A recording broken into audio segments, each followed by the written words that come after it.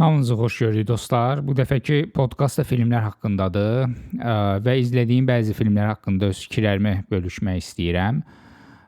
Və indi düzdür, təəssüflər olsun ki, vaxt məhdudiyyəti bəzən həqiqətən də çox imkan vermir ki, ətraflı bir qədər daha dərin analizlər aparım, amma sözün düzü mümkün, yəni əlimizdə olan imkanlar daxilində qısaca da olsa öz fikirlərimi, təəssüratlarımı bölüşmək mənim əsas məqsədim olacaq. Açığını desəm, çox dərin bir analiz aparmaq əslində çox vaxt aparır və çoxlu mütaliə tələb eləyir, yeri gələndə tədqiqat aparmalısan və s. və s.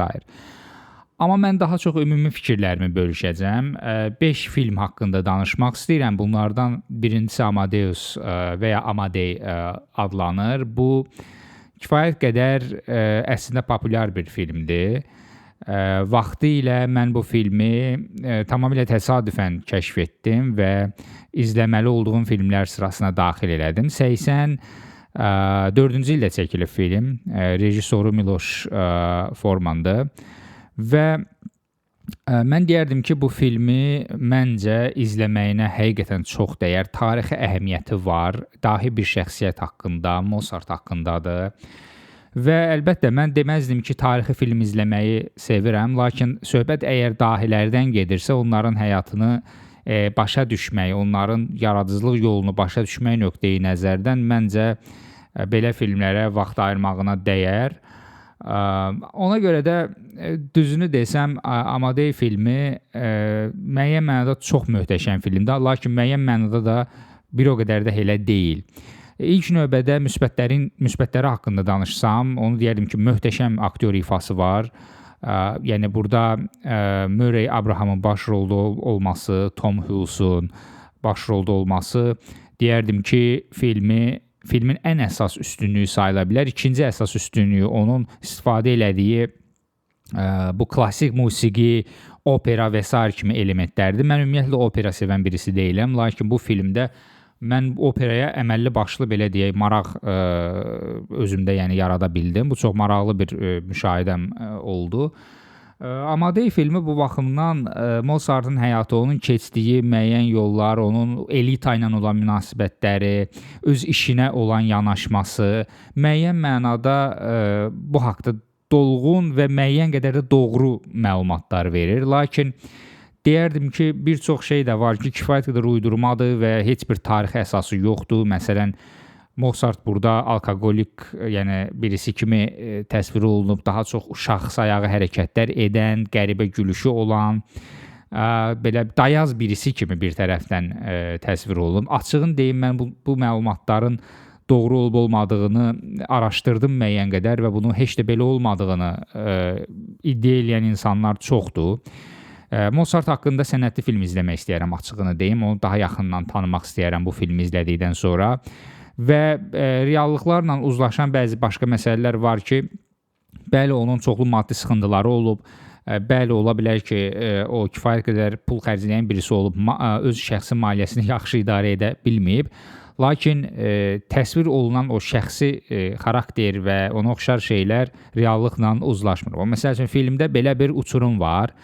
Amma filmin əsas məsələsi bir digər bəstəkar olan Salieridir və onun Mozarta olan sanki paxıllığı və bundan doğan çox qəribə hadisələr zənciridir. Yəni Salieri çox maraqlı obrazdır. Bir tərəfdən öz qəlbinin dərinliyində o inanılmaz paxıllıq və hətta nifrətlə yanaşır Mozarta. Çünki Mozart istedadlıdır, o qəbul edilir. Salieri isə belə ortabab bir bəstəkardır və daha çox onun işləri, belə deyək də, yəni orta keyfiyyətdə, sanki böyük bir şeyə səbəb olmayaraq baş verən işlərdir. Bu çox qəribə bir kontrastdır, lakin Salierinin mövqeyi yaxşıdır, o aristokratiyanın yanındadır və s. və s. Özünü Mozarta bir dost kimi təqdim eləyir, lakin Mozartın həyatını zəhərləməyə çalışır. Burada çox böyük ego var, yəni bu ego çox möhtəşəm təsvir olunub. Salierinin xudbinliyi, onun şəxsi maraqları necə əslində bir dahi insan həyatına təsir edə bilər. Bax, bunu biz görə bilirik, intriqa elementləri var və s. və s. O baxımdan mən deyərdim ki, bu intriqadan doğan bu süjet maraqlıdır, yaxşıdır, amma qeyd elədiyim qeyri-real elementlər bir qədər süjeti zəiflədir, amma bir digər tərəfdən də bəli uydurma olsa da filmə maraq qatır. Və filmin sonlarına doğru getdikcə biz əslində daha maraqlı bəzi şeylər görürük. Çünki film özü bir etiraf kimi başlayır. Salieri'nin 77 yaşı var. O artıq vicdan əzabına dözə bilmir. Yəni spoiler verim, deyim ki, yəni hətta Mozartın ölümündə Salieri'nin əli olduğu iddia olunur filmdə. Lakin bu belə deyil. Mozartın ölümü qeyri-müəyyən şərtlər altında baş verdiyi iddia olunur və rəsmi sənədlərdə də belə əks olunur. Bəzi insanlar isə Mozartın kasıbçılıqdan, yoxsulluqdan dünyasını dəyişdiyini və çox əziyyət çəkdiyini qeyd eləyir. Bu real bir iddiadır məncə. Çünki həmin ərəfədə maddi məsələlər baxımından yaradıcı insanlar, dahi insanlar kifayət qədər əziyyət çəkiblər.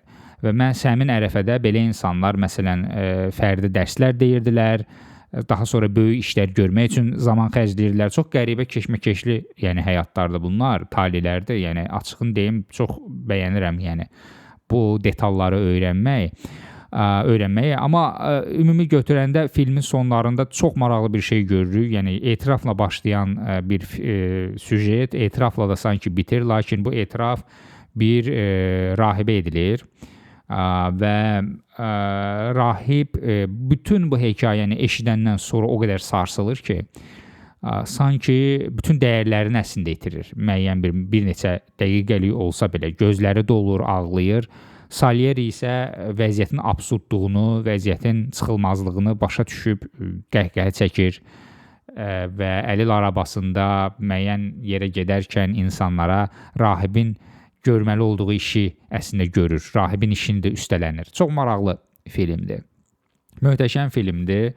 Lakin nəzərə almaq lazımdır ki, bəzi hissələri, bəzi məsələlər qeyri-realdır və bu bəlkə də lazım olandan çox uydurulub da, belə deyək. Bax, bu Amadey filminin mən deyərdim ki, böyük təəssüratlardan ayrıldım. Çox böyük məmnuniyyətlə bir daha izləmək istəyərdim.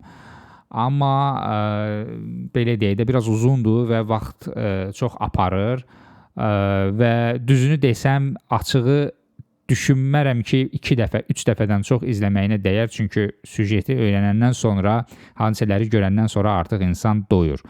İkinci bir film The Cable Guy adlanır ingilis dilində. The Cable Guy, yəni kabel, Azərbaycan dilində tərcümə eləməkdə o qədər də əmin deyiləm, necə tərcümə eləmək olar.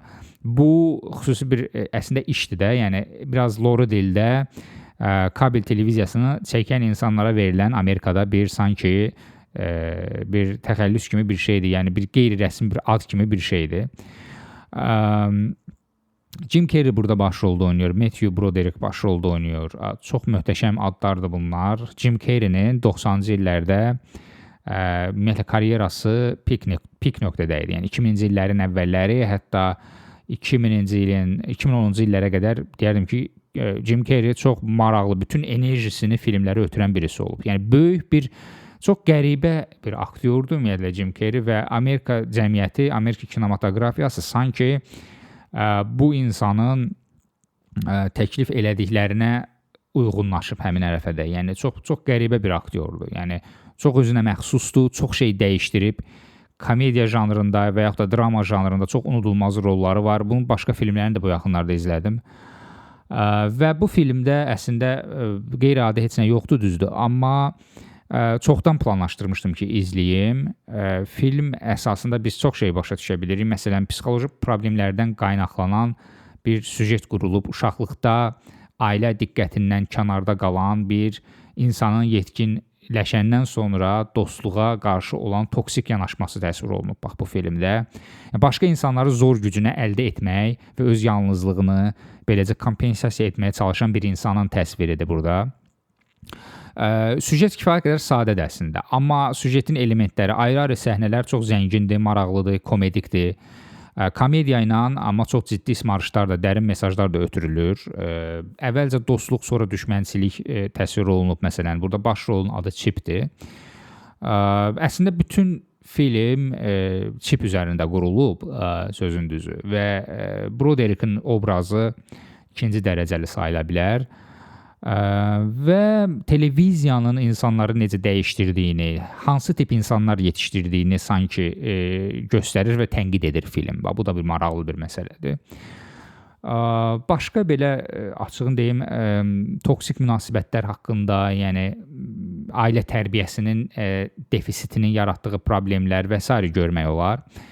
Qəribə hərəkətlər, yəni Jim Carrey tərəfindən burada edilir. Yəni darıxmaq deyilən bir şey yoxdur bu filmdə. Çox dinamikdir, sürətlidir, maraqlıdır, yaxşıdır.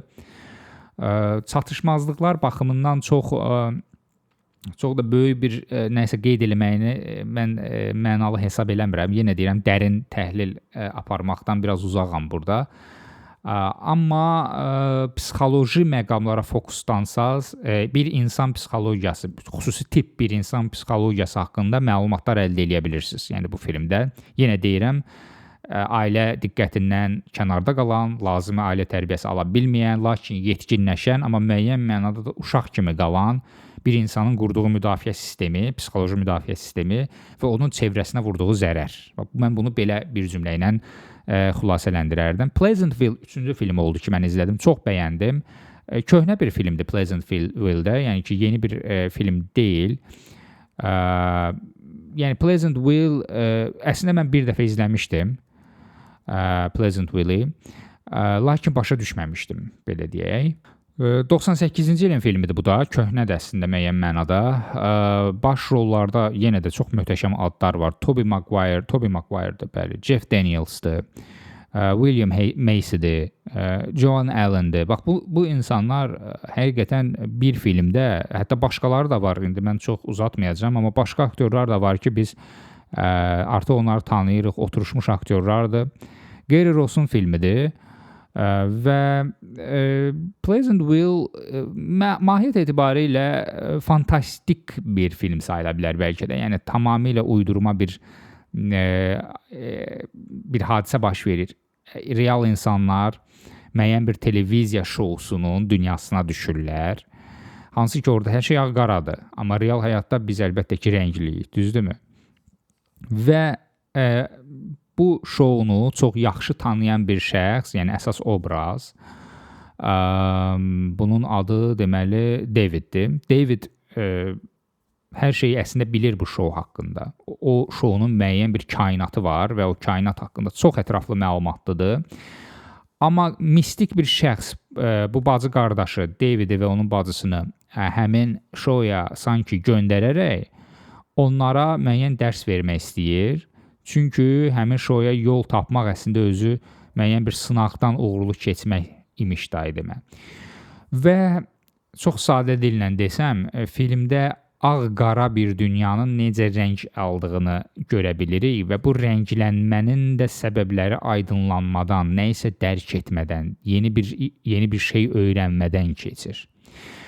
Bir qədər də dərinləşsək, deyərik ki, məsələn, irtica və ya mürtəci xarakterli hansısa bəzi icmaların aydınlanması sanki təsvir olunub. Və daha sonra mübarizə başlayır, çünki aydınlanma həmişə mübarizə ilə olur. Köhnə dəyərlərə sadiq olan, status quo-nu həmişə müdafiə edən, yeniliyə tamamilə qapalı, öyrənmək istəməyən insanlar bunun əksini etmək istəyən insanlarla mübarizəyə başlayır sanki filmdə. Amma bunların hamısı şounun dünyasında baş verir. Veriliş də deyil əslində, o serial kimi, şou kimi bir şeydir. Və sonda əlbəttə ki, heç bir şey aydınlanmanın qarşısında dayana bilməz sanki. Obrazların özü də dəyişir, real həyata qayıdandan sonra David özü də dəyişir. Lakin bacısı qayıtmaq istəmir, orada qalmaq istəyir. Bax, bu özü də maraqlı bir elementdir. Əslində, yenə deyirəm, dərindən təhlil etsək maraqlı şeylər ortalığa çıxa bilər. Yəni, belə deyək də, real təcrübə qazanmaq və real təcrübəsi olmayan insanlar arasındakı fərqləri görə bilirik. Və belə deyək, insanlar çox şey iddia eləyə bilərlər, onlar çox şey haqqında məlumatlı ola bilərlər. nəzəriyyə ilə məşğul ola bilərlər, amma praktikada heç də hər şey belə olmur. Yəni Davidin özü şounu yaxşı bilirdi, amma şounun dünyasına qərq olandan sonra oradakı çoxlu qeyri-müəyyənliklər, yəni mümkün inkişaf trayektoriyaları, hamısı o qədər mürəkkəb bir mənzərəni gətirib ortalığa çıxardır ki, insan başa düşür ki, yox, əslində heç də hər şey həmişə bu qədər sadə olmur. Yəni Pleasantville çox maraqlı bir filmdir. Yenə deyirəm, vaxtilə başa düşməmişdim. Yəqin ki, daha gənc idim o vaxtlar, amma indi izlədim və həyat təcrübəm vasitəsilə interpretasiya eləyəndə Pleasantville-i çox daha yaxşı başa düşürəm və böyük məmnuniyyətlə yenə də bir daha izləmək istəyərəm. The Substance son dövrlərin ən çox müzakirə olunan bir digər filmdir. Yəni ki, bu film hətta o qədər populyarlaşıb ki, sosial mediada çox onun haqqında yazılar görürəm, bloqlarda, analitik güşələrdə həddindən artıq çox müzakirə olunan, təhlil olunan bir filmdir. Rejissor Corey Farietdir. Və bu filmdə yəni bu filmi izlənməli eləyən əsas elementlər odur ki, Demi Moore başroldadır, Margaret Qualley başroldadır və bu iki aktrisa bu filmə çəkilərək əslində müasir dövrümüzdə belə deyək də qadına olan yanaşmanı, onun insanların gözündə qadınların sadəcə xarici görünüşündən ibarət olmasını tənqid edən bir belə deyək, iş ortalığa qoyublar. Yəni bu filmin əsas məqsədi odur ki, insanlar söhbət əslində təkcə qadınlardan da məncə getməməlidir burada. Fərqi yoxdur. Yəni insanlar bir-birlərini təkcə xarici görünüşlərinə görə qiymətləndirib və ona uyğun standartlar yaratmamalıdır cəmiyyətdə, digər insanlar üçün xüsusilə də. Və mahiyyət etibarilə tamahkarlıq haqqındadır film. Yəni bir insanın gözünün doymaması, gənclik, cavanlıq, gözəllik kimi anlayışlardan doymaması, daha çoxunu istəməsi, azgözlüyü, yəni bu haqqdadır. Mövzular bunlardır. Çox möhtəşəm xüsusi effektlər var, maraqlıdır və bəzən hətta iyrəncdir. Çünki insanın bu hiperrealistik formada bəzi effektlər var.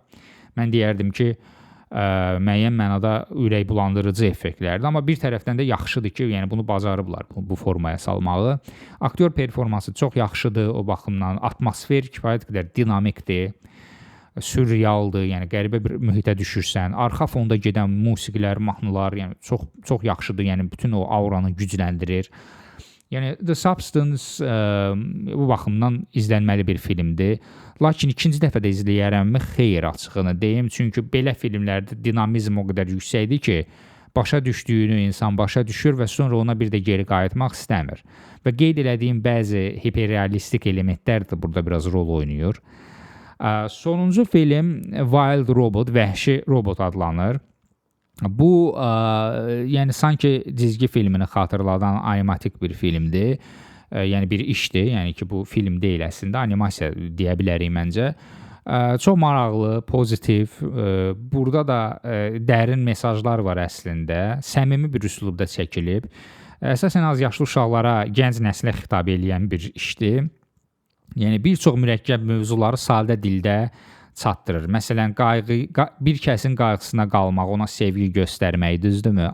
Bu şeylər anlaşıqlı dildə ifadə olunub. Süjetin özü də maraqlıdır və müasir insanın da başa düşə biləcəyi bir dildədir. İndi uşaqlar artıq kifayət qədər texnologiya və robotlar kimi anlayışları yaxşı bilirlər və belə bir işi izləyəndə də onlara doğma gəlir. Yəni mahiyyət etibarilə bir robotun öz o robot kimi olmasından daha insani sanki keyfiyyətlər qazanmasına gedən bir yol təsvir olunub, bir çevrilmə haqqındadır başqa sözlə bu animasiya.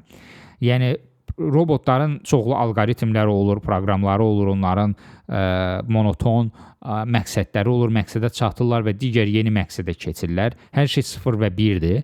Lakin bax bu filmi, bu animasiyanı izləyəndən sonra biz başa düşürük ki, əslində bu robot olmaq simvolik mənada istifadə edilmiş bir şeydir, bir anlayışdır. Yəni hərfi mənada siz bunu başa düşə bilərsiniz, lakin əslində real insanlar, canlı insanlar da robot kimi bəzən davranırlar. Onlar üçün hər şey ya 0 olur, ya 1 olur, amma aradakı detalları görmək ya istəmirlər, ya görə bilmirlər. Bu maraqlıdır. Yəni bax bu çevrilmə prosesi sayəsində bu həmin robot digər canlıların qayğısına qala-qala məsuliyyəti öz üzərinə götürə-götürə gətirib gəlib elə bir səviyyəyə çatır ki, orada artıq orta statistik belə deyək bir insandan, qayğıkeş bir insandan o qədər də fərqlənmir.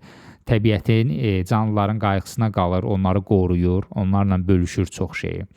Və hətta öz tabe olmalı olduğu sistemə belə qarşı çıxa bilir ki, təki onu sevən digər heyvanlara, canlılara qarşı öz sevgisini göstərməyə davam eləsin. Yəni ki, keşməkeşli bir yol kimi təsvir edilib, bax bu yaxşı bir haldır ki, yəni hər şeyin sadə olmadığını görsünlər, yəni izləyicilər. Yəni heç də hamı və yaxud da hər şey planlaşdırıldığı kimi getmir, gözlənilməz hadisələr, hətta mənfi hadisələr çox olur, düzdürmü? Amma yaxşı ki, hər şey yaxşı bitir. Yəni vəhşi robot əlbəttə ki, sonda pozitiv tonlarda bitir və xüsusilə nəzərə alsaq ki, az yaşlı uşaqlar üçün daha çox nəzərdə tutulub, bu başqa cür ola bilməzdi. Amma böyüklər də bunu izləyib, yenə də deyim ki, çox maraqlı müşahidələr apara bilərlər və özlərini belə görə bilərlər. Son dövrlərin çox uğurlu işlərindən biridir, maraqlıdır, məsləhətlidir. Bax, bu 5 ekran işi haqqında mən öz fikirlərimi bölüşdüm və çalışdım ki, başa düşdüyüm və müşahidə apardığım məqamları müəyyən qədər xırdalayım. Amma çox yaxşı olardı ki, xüsusilə də burada Amadey filmidir, Pleasantville-dir, düzdürmü? Bax, bu filmlərdə çox dərin təhlilə ehtiyac var ki, həmin filmlərdən bizim əldə edəcəyimiz fayda da qat-qat artsın. Amma çox təəssüflər olsun ki, vaxt məhdudiyyəti var, imkanlar bəzən heç də buna əl vermir. Yenə də çalışdım ki, ümumi fikirlərim çərçivəsində olsa belə, az-azıq da olsa belə öz mövqeyimi, öz fikirlərimi bölüşüm və lazım gələrsə izləməmisinizsə, siz də onları izləyin, onlar haqqında oxuyun, öyrənin. Həmin filmləri izləmək, bu işləri izləmək, müəyyən mənada yaxşı bir kitab oxumaq və yaxud da nəyinsə kiçik bir təhsilini almağa bərabərdir. Onların ötürdüyü mesajlar izləyiciləri müəyyən mənada tərbiyələndirə, müəyyən mənada onlara nəyisə öyrədə bilər. Dinlədiyiniz üçün təşəkkür eləyirəm. Çox sağ olun. Gələn görüşlərədək.